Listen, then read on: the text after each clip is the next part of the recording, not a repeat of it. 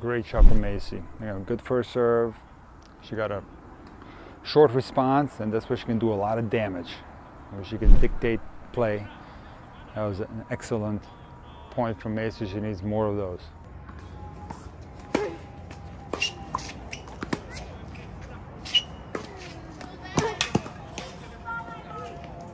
Not much you can do there because even though she made her first serve, Ema hit a fantastic deep return and got the upper hand in the rally. So there was not much you can do there. It was just too good from Ema.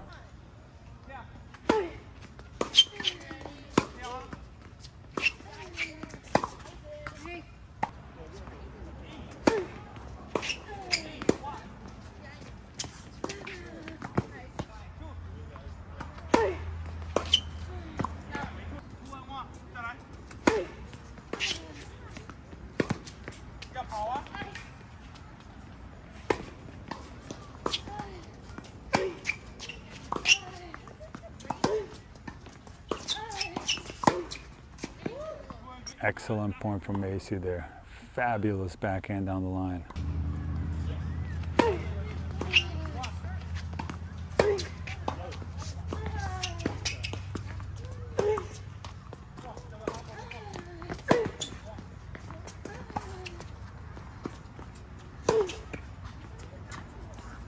See, one problem I have with Maci's two-handed backhand is that she doesn't finish it often.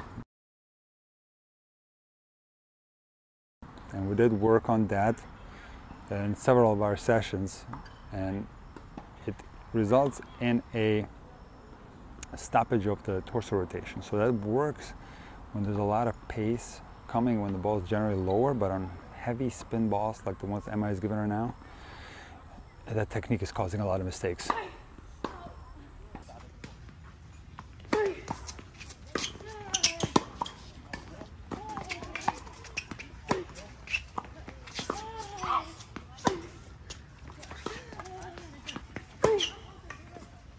Very strong from Maci. All right, she's starting to play well now.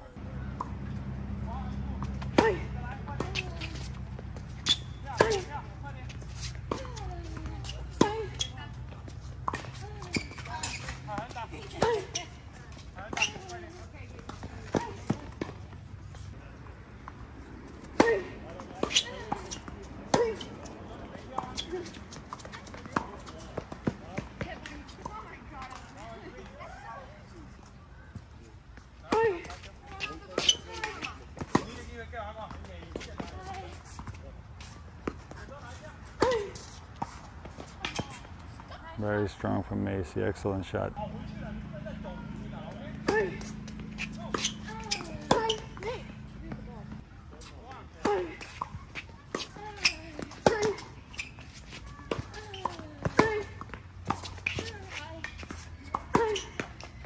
feel like this game is crucial. If Maci can't hold here, it's going to be tough. This is a very, very important game right here.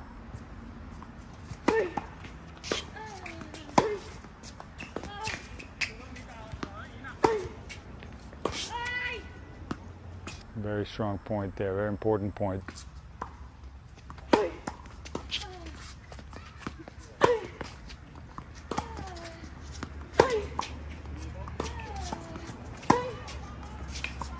Excellent shot from Maci there, inside out forehand. She's starting to find her groove on the baseline too. She's starting to make more shots. Definitely getting her game up. Again, super important game. She needs a hold right here. This could be a difference maker in this match. Staying alive right here. Going to give her more opportunities to break serve and get into that super tiebreaker for the deciding set. Huge game for Maci right there. That big difference maker, making that first serve go in. That's going to be the key for her. Guys, no change over at 1-0.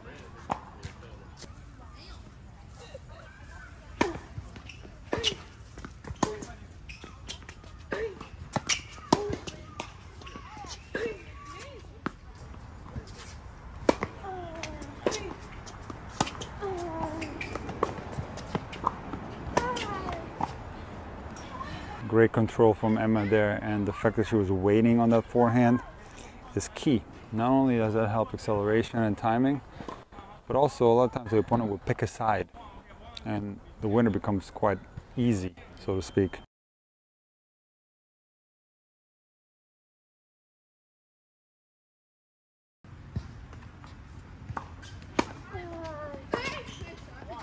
Good placement on that serve.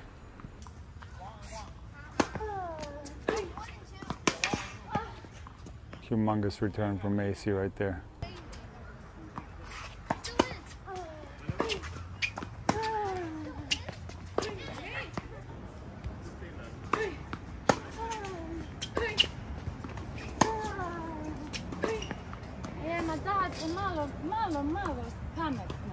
Great shot from Maci there. See, if that ball doesn't bounce up on her, or if she doesn't cause her trouble, if it's in her strike zone, she's so dangerous. She is so dangerous in her strike zone. So the key is for her to be in her strike zone more.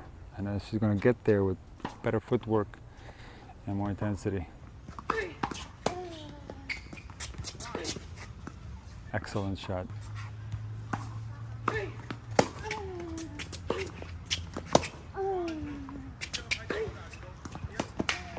On fire right now, striking the ball extremely well.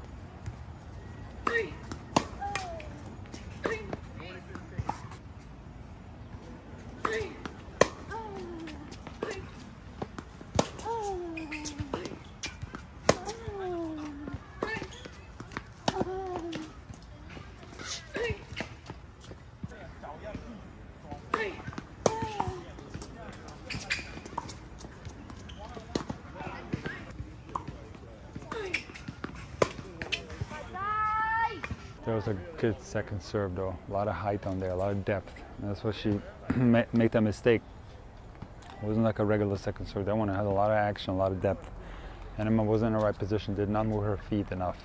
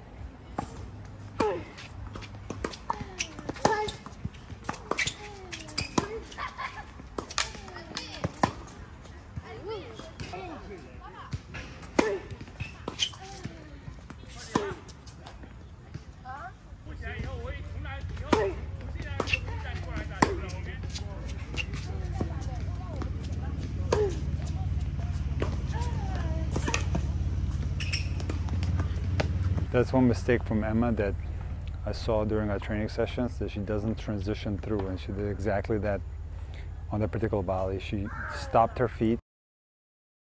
If she would have transitioned a movement through that volley, she can make that every single time. Very common mistake, because she did everything right, did the whole court open, and only to make that frustrating volley miss.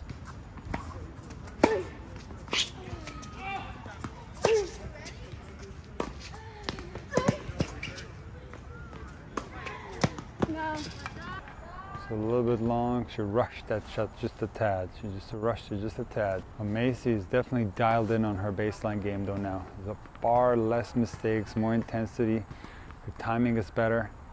She's handling some of these balls that are out of her strike zone better, controlling them more, put more spin on the ball. She's definitely playing a lot better now. First double fault of the match, I believe. Didn't throw the ball high enough on that one.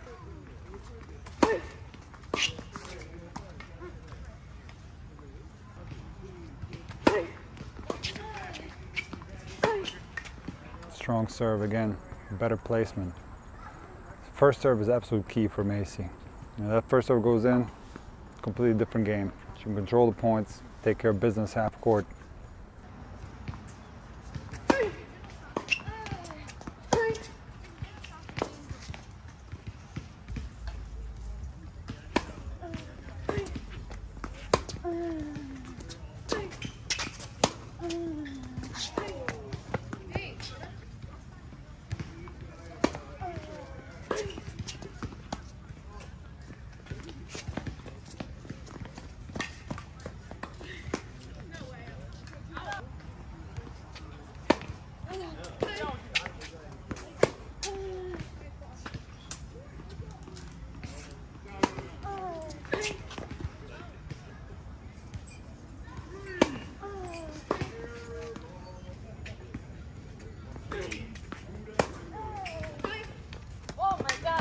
Very strong shot from Maci. Now she's starting to react better to some of these really good second serve returns from Ema.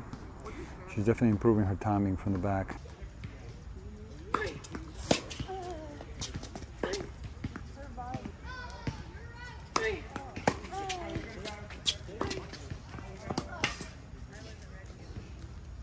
Too strong from Maci. First serve was going in, dialing in her groundies from back there. Handling those little low balls better.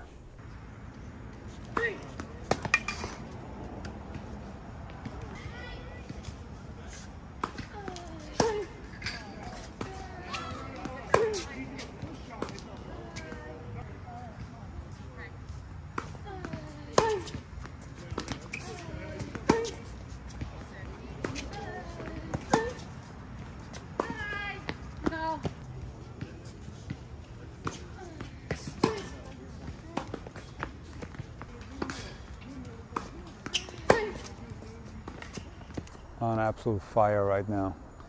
We got ourselves a super tiebreaker on our hands. Now, I want to tell you my opinion about the super tiebreak. I don't like it personally. I would like to play out the third set. I think the momentum can be weird sometimes.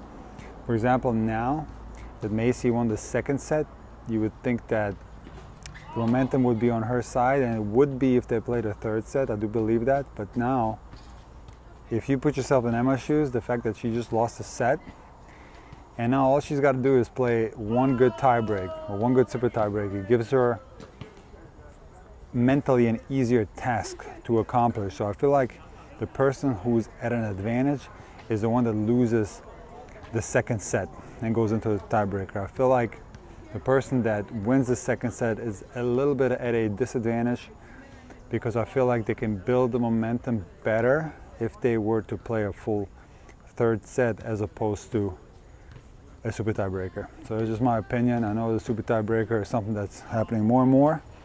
On the junior circuit here in the United States, it's ubiquitous. They very rarely play third set. Doubles on tour, it's become ubiquitous. And I hope that it doesn't come to singles at the pro level because I don't like it. I like a best of three match where the third set is played out.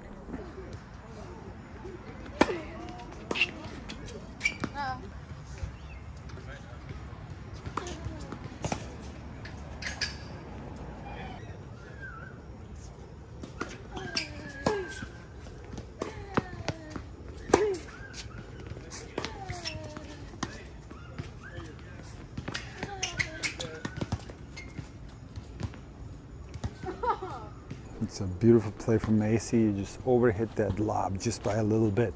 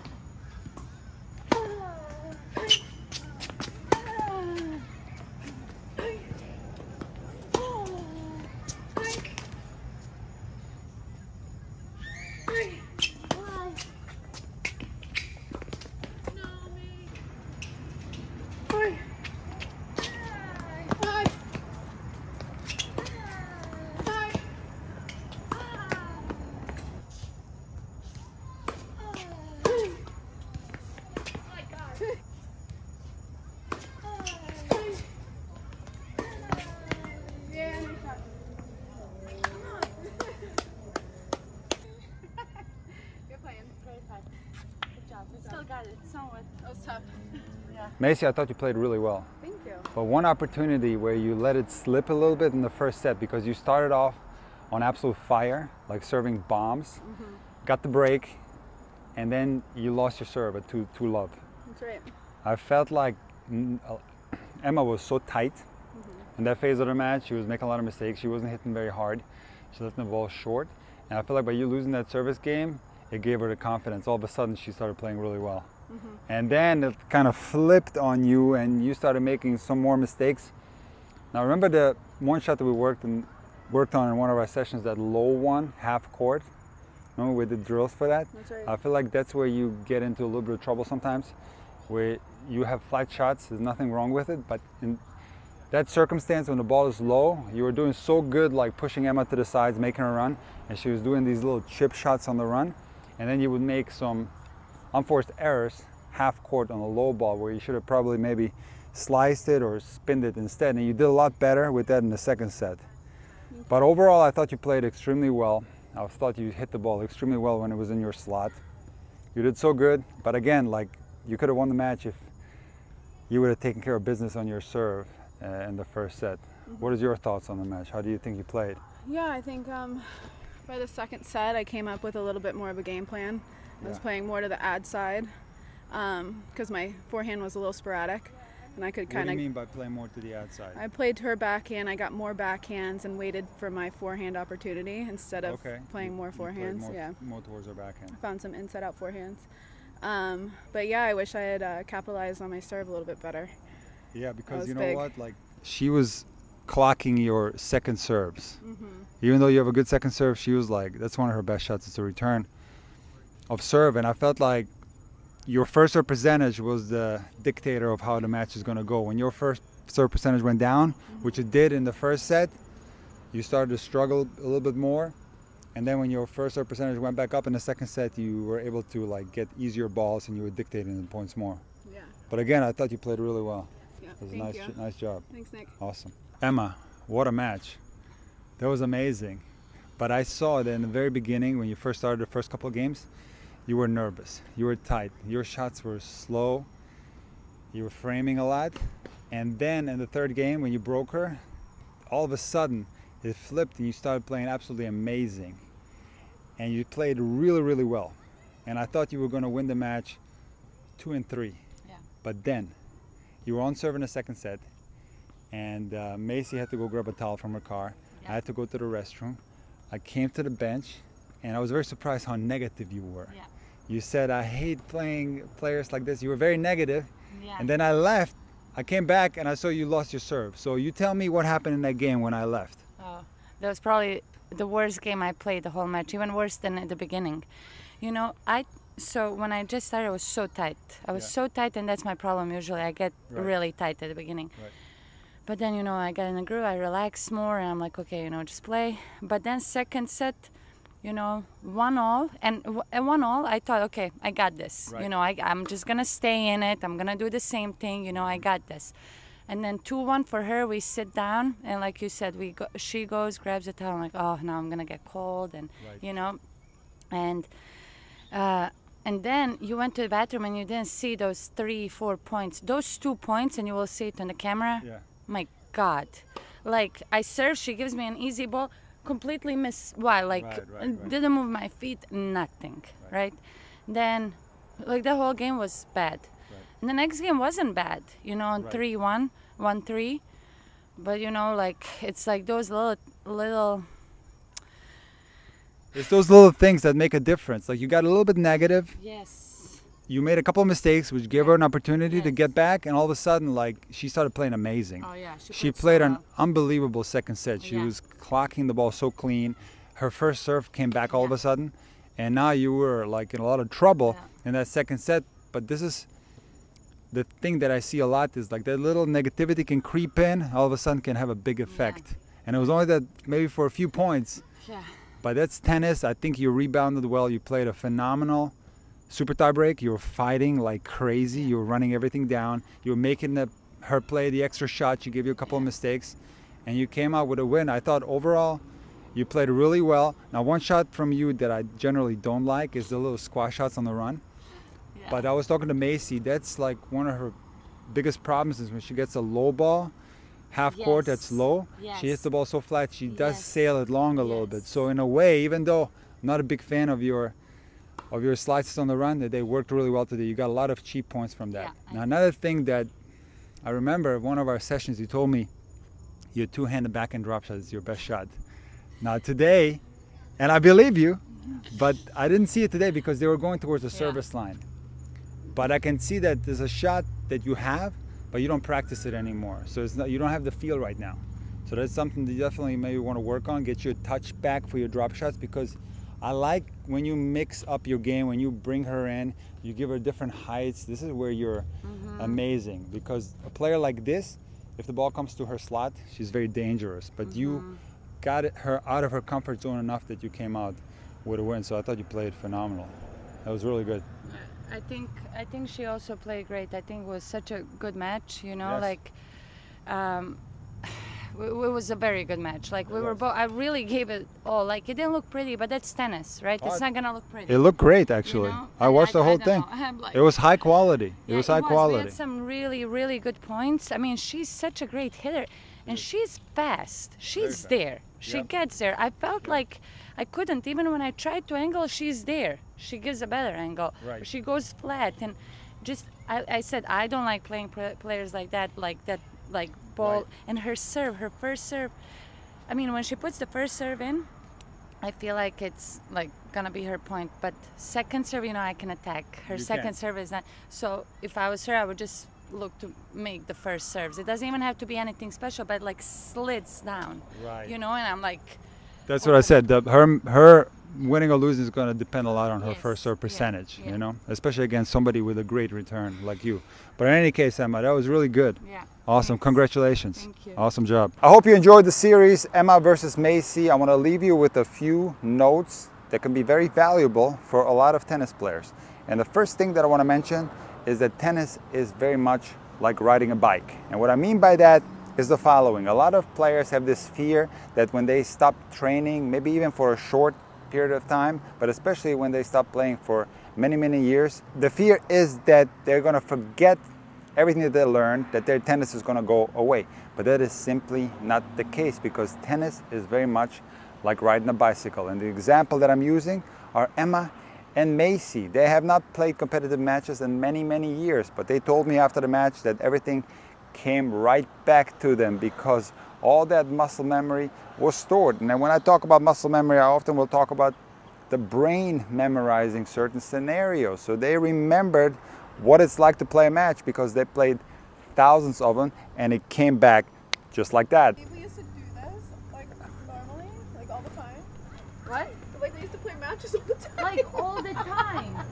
No, I feel like I have to recover for a week. So tennis is very much like riding a bike when we're talking about your brain memorizing certain scenarios, or even your technique that you work so hard to develop is going to be there for you. Of course, when you don't play, when you stop playing, you're not going to get any better, and your fitness and your movement are going to get worse. That is very much true. But when it comes to the hard work that you did developing your technique, that's going to stay.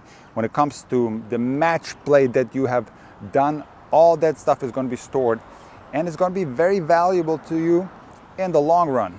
And now I'm going to transition into something that's related to what I just talked about, but it's also related to this entire series. And that's the fact that when you train certain scenarios in practice, and when these scenarios show up in a match, your body is going to remember these scenarios. So training is incredibly important. It's not only the fact that the weaknesses you identify on the training court are going to be much greater on a match court. In other words, if you are doing something wrong on a practice court, you better believe it's going to be even worse on a match court. So the weaknesses that you're going to find in a training situation, they need to be improved, whether it be technique, whether it be tactics, whatever it may be. The weaknesses have to be corrected, and you're going to see the benefit of correcting these weaknesses when you finally play your match. But it's not only that. When you train, you have to encompass the tennis game in its entirety. You have to practice situations that you normally wouldn't practice. And I'll give you just one example. Let's take Maci's half-court game.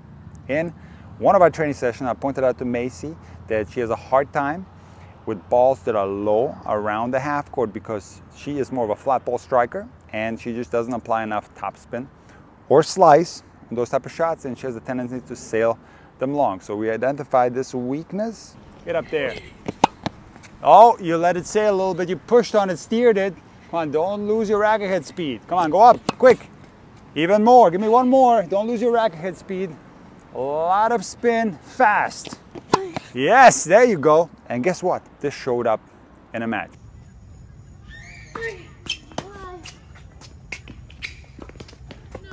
Now, we should have worked more on that, maybe to do better in this match, but it doesn't matter because tennis is not all about one match. If I work with Maci in the future, we're gonna make a big emphasis on that part of the game that she needs to improve, the half-court low ball. When we're talking about Ema, for example, she had a hard time with the transition volley. She was missing a lot of volleys in transition to the net. And guess what? She missed one of these volleys in a super important phase of the match. Close, Ema, close. Okay, when we're done with this, we're gonna work a little bit on the closing volley, okay?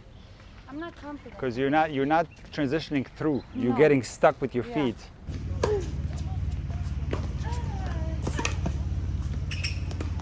So this is another example of something that was identified in practice, it was worked on, and it showed up in a match, and it needs to continue to be a big emphasis in future training sessions. So it just goes to show you that when it comes to tennis, training is unbelievably important, but also training with a purpose, not just standing there hitting balls back and forth. That's not going to do you any good. You have to identify your weak spots, whatever they may be, work on them, strengthen them, improve them, and then once the match comes, you know these weak spots are going to be much more difficult to deal with in a match versus a practice session. So once you improve these weak spots and you come on the match court, you have a better chance of succeeding. And then looking long term, you want to make sure that you eventually turn your weak spots on the court into strengths, and that can only be done with hard practice. Another point that I want to mention is the importance of match play in general. There's a lot of players that avoid playing matches, and that's a